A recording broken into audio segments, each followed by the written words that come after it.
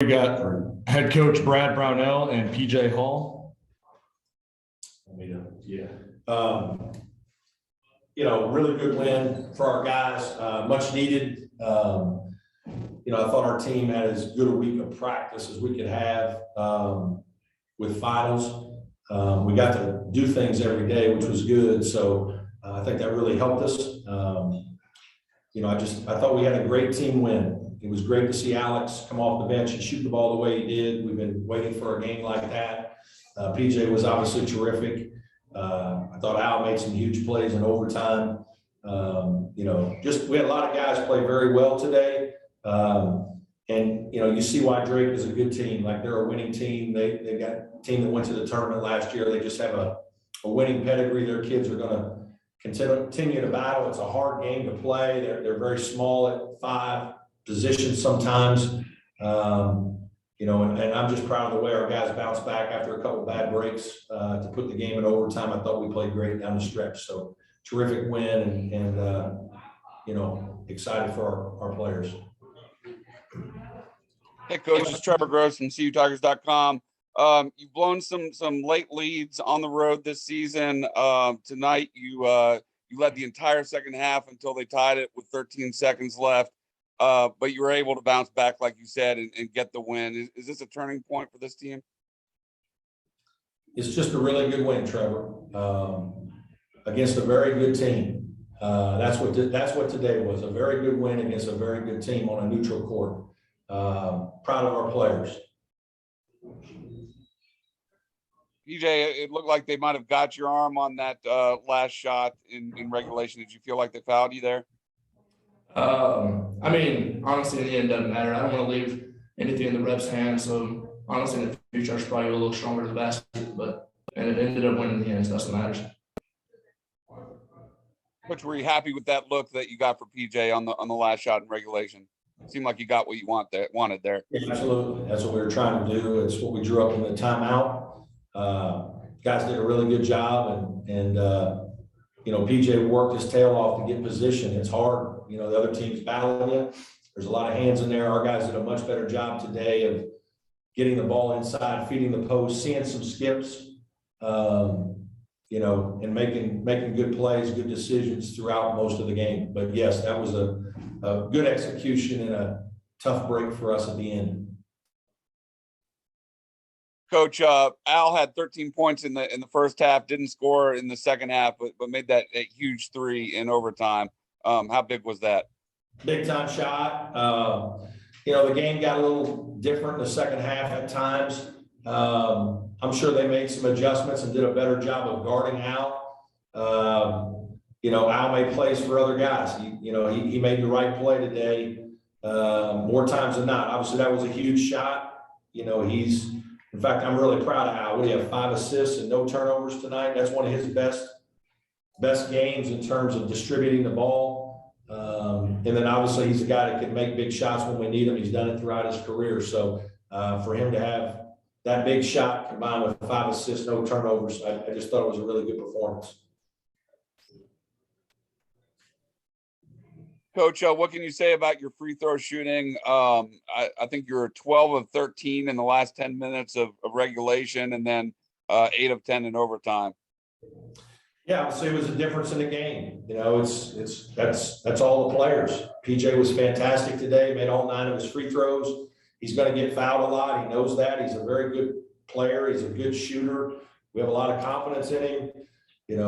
That's what I talked to him about when I recruited him for 2 years. He knew that this time was coming, and I'm just really proud of the development he's made. He's done an unbelievable job of changing his body physically, playing with great confidence, mixing his game up, not just scoring, but drawing fouls. I think he drew 9 fouls today. So he's working hard to post.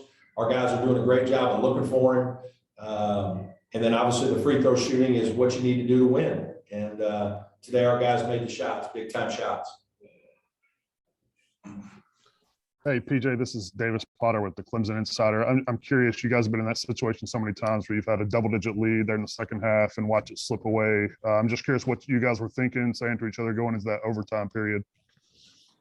Honestly, just really making sure we came together and got stops. I mean, whenever you go into situations like that, you win the games at the defensive end. Whenever you're on the other side of the court, away from your bench, it's a little tougher. You don't have coaches and teammates on the bench yelling at you, saying back door, all that kind of stuff, like telling you assignments. But whenever you go into situations, you really come together as a team and you just have to get stops. Is there anything you can put your finger on as to why some of these scoring droughts happen and late in some of these games when you guys have that lead to sort of allow the other teams to get back in it? What was that? Either one. I think it's a combination of things, guys. I just think, sometimes you run good offense and you miss shots. Obviously there's going to be some turnovers. I think we had we played an incredible first half. We only had 2 turnovers, scored 39 points or whatever it was, and operate at a high level. They make some adjustments. Some of the shots you might make in the first half, you don't make in the second half. Some of it's game pressure. Some of it's, basketball. And then, a couple turnovers, a couple possessions. It wasn't a lot of possessions.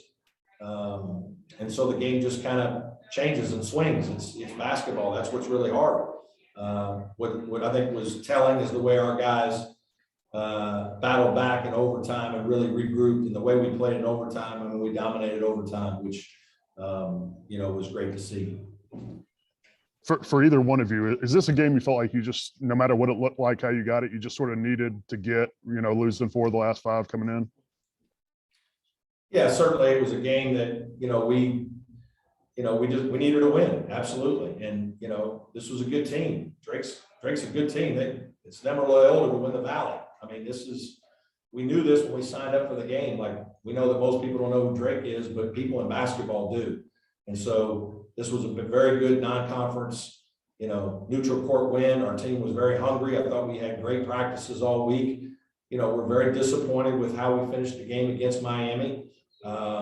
We played very well for 34, 35 minutes and let a game get away, made some turnovers, and then had a couple of defensive errors and lost the game, and that hurt. But I like this team. I'm proud of these guys, and I just think we're a team that hopefully is going to continue to get better. PJ, you had 13 rebounds today against a team that shoots 31 3-pointers. How tough is it with all those long rebounds?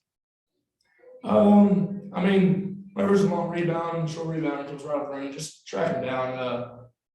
Every once in a while, I want to go over your head, but as long as you box down, put a body on somebody, as long as you get the rebound, that's what matters. Offensive rebound kills you, because I swear whenever somebody gets one, it's like they're going to make a shot. That's just what happens. So make sure you get those rebounds, keep back out, and that's about it. Keep running.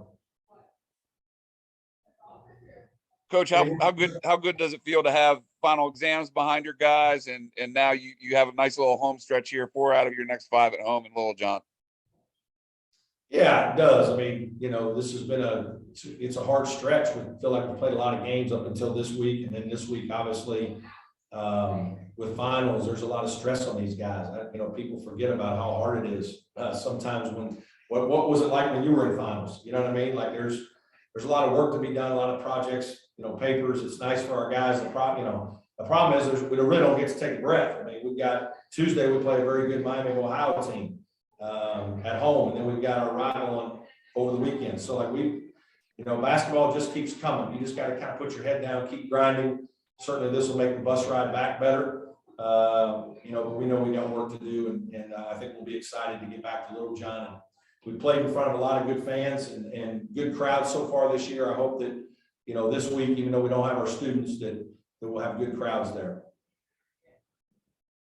Any more questions? Hey, Brad, now that Dan Radakovich to Miami is now official, I'm just curious sort of what your thoughts on that are, and now working with Graham Neff in the interim, at least. Yeah, well, first of all, I have a lot of respect and admiration for Dan. I think he did a terrific job in his time at Clemson. Probably a little unheralded at times because he didn't hire Coach Sweeney. And we all know what Coach Sweeney's done and what he's meant to the athletic department and the university.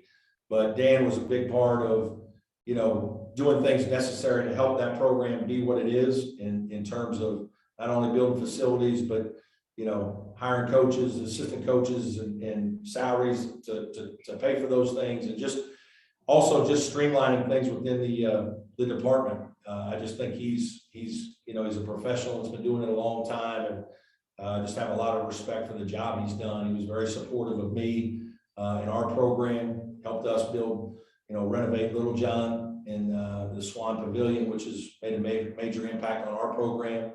We probably wouldn't have this guy next to me if we didn't have those renovations.